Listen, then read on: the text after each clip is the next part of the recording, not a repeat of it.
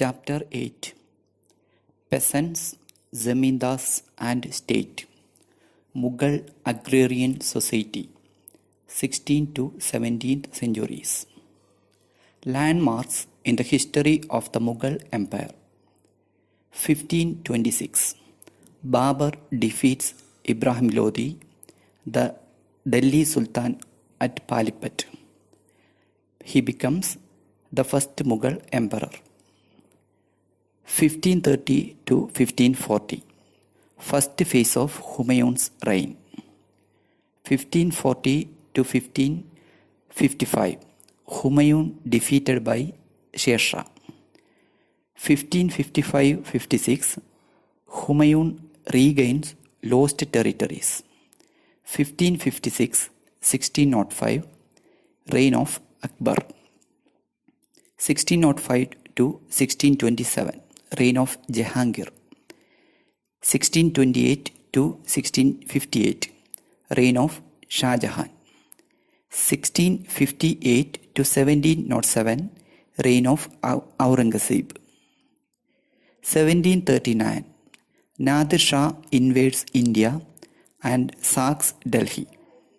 1761 Ahmad Shah Abdali defeats the Marathas in the Third Battle of Panipat. 1765 The Diwani of Bengal transferred to East India Company. 1857 Last Mughal ruler Bahadur Shah II deposed by the British and exiled to Rangoon, present-day Yangon, Myanmar. Agrarian Society 16th to 17th centuries. About 85% of the population of India lived in the villages. Both peasants and landed elites were involved in agricultural production. Agencies from outside entered into the rural agrarian world. 1. The Mughal state. 2. The agents of the state. 3. The record keepers. Peasants and agricultural production. The basic unit of agricultural society was the village inhabited by peasants. Peasants contributed their labor to the production of agro-based goods such as sugar and oil. Rural India include 1. Cultivable fertile land. 2. Uncultivable large tracts of dry land. 3. Hilly regions. 4. Forest land. Sources record instances of conflicts between peasants, zamindars and the state. Chronicles and documents from the Mughal court. The Ain-i-Akbari by Akbar's court historian Abul Fazl. Revenue records from Gujarat, Maharashtra and Rajasthan dating from the 17th and 18th centuries. Records of the East India Company. Peasants and their lands. Indo-Persian sources denote a peasant, Rayat, plural Raya, Muzarian, Kisan, Asami. Average peasant of North India possessed a pair of bullocks and 2 ploughs. 2 kinds of peasants. 1. Kud Kasta, residents of the village. 2. Pahi Kasta, were non-resident or contractual basis cultivators. Features of agrarian society described in the Babarnama or Memoirs of Babur. Peasants on the move was the feature of agrarian society. In Hindustan, hamlets and villages, towns indeed are depopulated and set up in a moment. People flee from town with leaving no trace or sign. People will set up new villages or town easily because Crops are rain grown. Woods is Wood is unlimited. They can make hut, they can make tank or well. Expansion of agriculture, three factors. 1. The abundance of land. 2. Available labor. 3. The mobility of peasants. Irrigation. The state undertook digging of new canals called Nahr or the state repaired old canal like the Shanar in Punjab during Shah Jahan's reign. Agricultural technology. Watering by means of wheel, referred by Babanama in Lahore and Dibalpur, now Pakistan. Watering by bucket, referred by Babanama in Agra, Chandwar, Bayana, all in UP. The wooden plough with an iron tip of coulter for ploughing. A drill pulled by a pair of giant oxen to plant seeds.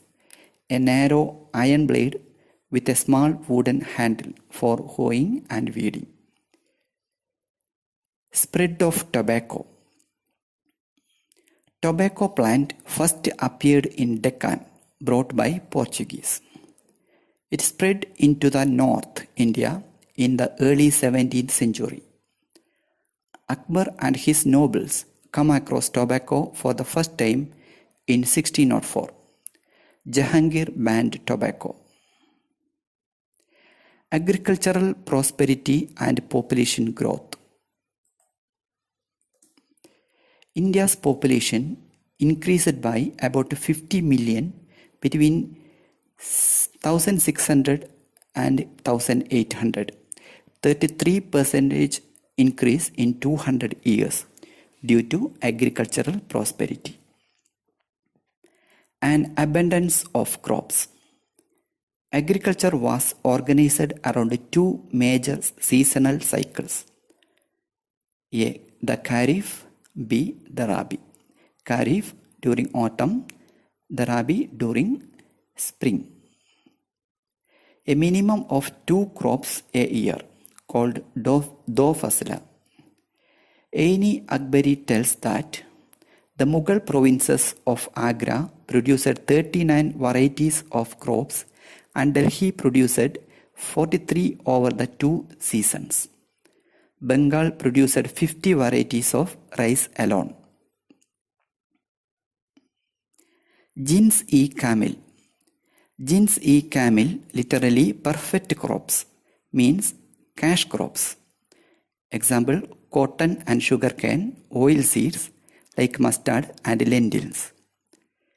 Cotton, Central India and the Deccan Plateau, sugar in Bengal. New crops from the New World, from American continents. Maize or maca, introduced into India, via Africa and Spain in 17th century. Vegetables like tomatoes, potatoes and chilies. Fruits like the pineapple and the papaya. The village community. The village community included 1. The cultivators. 2. The Panchayats. 3. The village headman known as Mukhadam or Mandal. Deep inequalities based on caste existed. Direct correlation between caste, poverty and social status. Certain caste groups were assigned menial or agricultural laborers, majur, which made them poor. Halal Quran or scavengers were menials in Muslim community. Mallazadas or Mallazadas of Bihar, sons of boatmen, were treated as slaves. Rajputs, Jats were peasants but in the lower status of caste hierarchy. Gauravas are peasants in Vrindavan, UP. Ahirs, Gujars, Malis were castes involved. Cattle rearing and horticulture rose in the caste hierarchy because of profitability. Sadgobas, Kaivartas were pastoral and fishing castes in the eastern region acquired status of peasants. Village Panchayats. Village Panchayat was assembly of elders. Village Panchayat was assembly of elders, represented various classes except menials and agricultural workers. Headman is called Mukhadam or Mandal, chosen unanimously by village elders and ratified by Zamindar. Patwari, accountant. Funds from contributions from individuals. Funds were used for welfare activities and for entertaining revenue officials. Archival records contain petitions presented to the Panchayat complaining about extortionate taxation or the demand for unpaid labor or beggar imposed by the superior castes of or officials in the state. The mandals were corrupt and often misused their positions. Functions of village panchayats: protect caste rules, observing marriages, expel anyone from community, and levy fines. Jati Panchayats. Every caste in the village had its own Jati Panchayat. Archival records contain petitions presented to Jati Panchayat. Functions of Jati Panchayat: settled civil disputes between members of different castes, mediated in claims of land, executing caste rules in marriages. Village artisans and craftsmen. Village artisans: blacksmiths, carpenters, barbers, goldsmiths. Craft production: dyeing, textile printing, baking and firing of pottery, making and repairing of agricultural implements. Remuneration for village artisans: 1. A share of the harvest. 2. A portion of land, miras or vatan, hereditary holding of land by artisans in Maharashtra, which was received in return for their services. 3. Negotiated remuneration, goods for services. Jajmani system, a small daily allowance and debt money to artisans in Bengal. 4. Cash remuneration. A little republic. Some British officials in the 19th century saw the village as little republic made up of fraternal partners sharing resources and labor in the collective. However, this was not a sign of rural egalitarianism. System of payment in cash. A cash nexus had already developed through trade between villages and towns. In the Mughal heartland, revenue was collected in cash. Artisans producing for the export market, example weavers, and producers of cotton, silk, or indigo received their advances or wages in cash. Sharof. Sharof was money changer of a village. French traveller Jean-Baptiste Tavernier referred. Women in agricultural society, women in agrarian society. Women and men had to work shoulder to shoulder in the fields. Men tilled and plowed, while women sowed, weeded, threshed, and winnowed the harvest. A gendered segregation between the home for women and the world for men was not possible in this context. Biases related to women's biological functions did continue. Menstruating women were not allowed to touch the plow or the potter's wheel in Western India or enter the groves where betel leaves pan were grown in Bengal. Artisanal tasks such as spinning yarn, shifting and kneading clay for pottery, and embroidery were among many aspects of production dependent on female labor.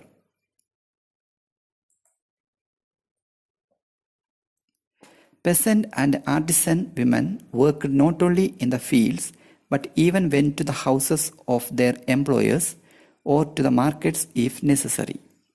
Women were considered an important resource in agricultural society also because they were child bearers in a society dependent on labor. High mortality rates among women owing to malnutrition, frequent pregnancies, death during childbirth. Shortage of wives caused emergence of bride price in rural communities. The payment to the bride's family is called bride price. 10. Remarriage was considered legitimate. 11. Women were kept under strict control by the male members of the family and the community. 12. They could inflict draconian punishments if they suspected infidelity on the part of women. 13. Women sent petitions to the village panchayat seeking redress and justice. 14. The petitioner was referred to as the mother, sister or wife of the male head of the household. 15. Amongst the landed gentry, women had the right to inherit property. 16. In Punjab, women, including widows, actively participated in the rural land market as sellers of property inherited by them. 17. Hindu and Muslim women inherited zamindaris which they were free to sell or mortgage. 18. Women zamindars were known in 18th century Bengal. Rajshahi, one of the biggest and most famous zamindari, 18th century, controlled by a woman. Forests and tribes. Dense forest, jungle or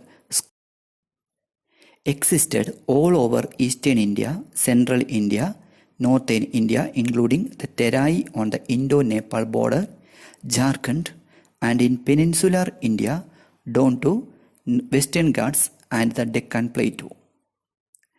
An all India average of the forest cover of this period was 40%.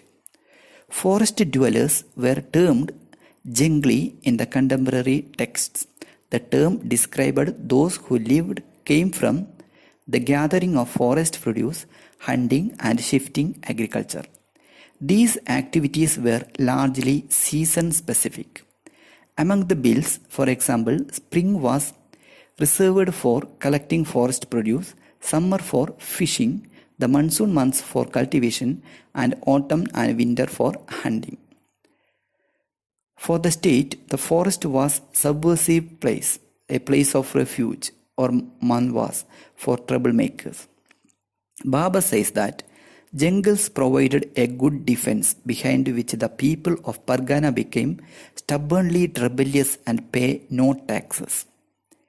Abul Fasal describes the transaction between hill tribes and the plains in the Zuba of Awadh. See textbook.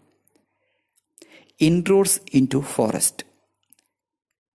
The state levied the peshkash from the forest people, often included a supply of elephants. Regular hunting expeditions enabled the emperor to travel across the extensive territories of his empire. The spread of commercial agriculture. Forest products like honey, beeswax and gumlac were in great demand. Some, such as gumlac, exported from India in the 17th century. Elephants were also captured and sold. Some tribes, like the Lahanis in the Punjab, were engaged in overland trade between India and Afghanistan and in the town country trade in the Punjab itself.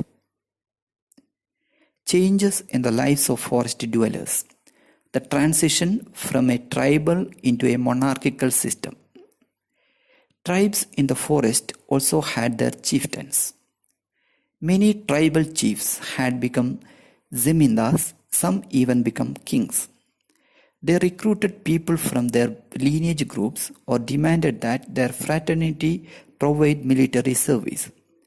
Tribes in the Sindh region had armies comprising 6,000 cavalry and 7,000 infantry. In Assam, the Ahom kings had their Pegs, people who were obliged to render military service in exchange for land. The capture of wild elephants was declared a royal monopoly by the Ahom king. Aini Akbari refers the existence of tribal kingdoms in the northeast. Kalaketu, hero of the poem Chandimangala, composed by Mugundaram Chakrabarti, set up a kingdom by clearing forest. War was common occurrence. For instance, the Koch kings fought and subjugated a number of neighboring tribes in a long sequence of wars through the 16th and 17th centuries. New cultural influences also began to penetrate into forest zones. Sufi saints or pirs, slow acceptance of Islam among agricultural communities. The Zamindars. The Zamindars were proprietors of land. They enjoyed supreme status in the rural society. They belonged to higher caste. They performed certain activities. They performed certain services or khidmat for the state. They had right to collect revenue on behalf of state. They possessed army comprising cavalry, artillery, and infantry. They had strong fortresses or kilchas. Zamindar's personal land called Milkiyat. Social structure in the Mughal countryside. 1. Zamindars. 2. Brahmana Rajput combine. 3. Intermediate classes Muslim Zamindars. 4. Peasants and lower castes.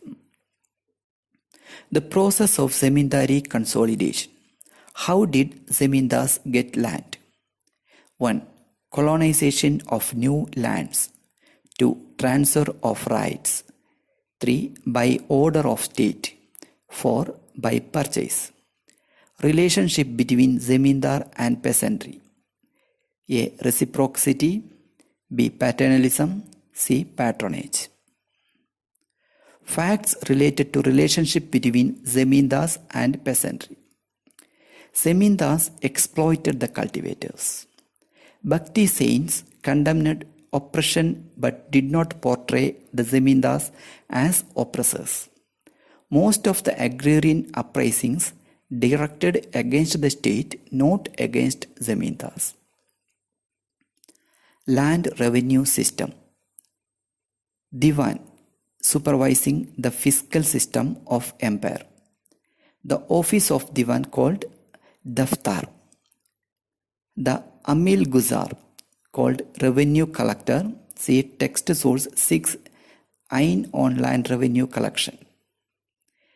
Amin was an official responsible for ensuring imperial regulations were carried out in the provinces. See text source 7, Aurangzeb's order to revenue officials. Revenue officials and record keepers penetrated the agrarian domain. The land revenue arrangements consisted of 2 stages. First, assessment or the jama, the amount assessed. Second, actual collection, hasil, the amount collected. Cultivators can pay in cash or in kind. Both cultivated and cultivable lands were measured in each province by Mughal emperors. Classification of lands under Akbar. Polash, land annually cultivated, never allowed fallow. Paroti, land left out for cultivation for a time that it may recover its strength. Chachar, land that has lain fallow for 3 or 4 years. Banjar, land uncultivated for 5 years and more. The Mansabdari system. Mansabdari system was military cum bureaucratic system in Mughal India. Mansabdars looking after civil and military affairs of the state. Mansabdars were paid through Jagir, assignments of revenue in different regions of the empire. Some Mansabdars were paid in cash, called Naqdi. Flow of silver. The large territorial empires in Asia in the 16th and 17th centuries were A. The Ming, China, B. The Safavid, Iran, C. The Ottoman Empire, Turkey. Networks of overland trade from China to Mediterranean Sea existed. Voyages of discovery and opening of the New World resulted in expansion of India's trade with Europe. Flow of silver bullion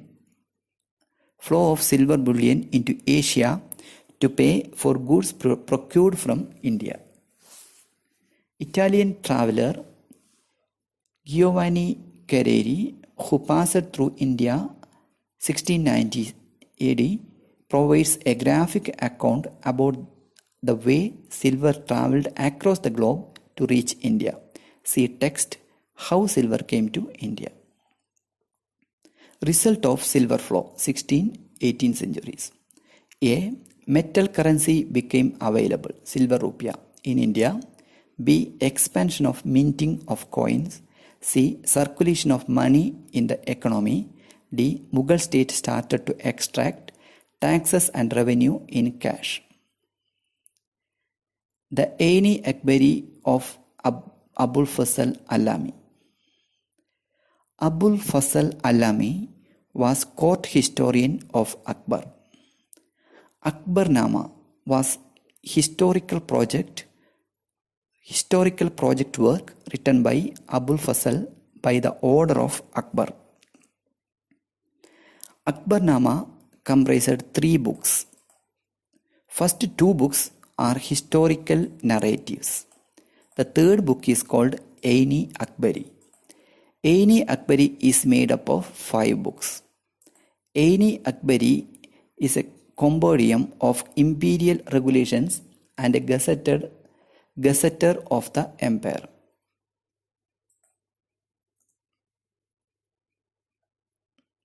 The content of Aini Akbari.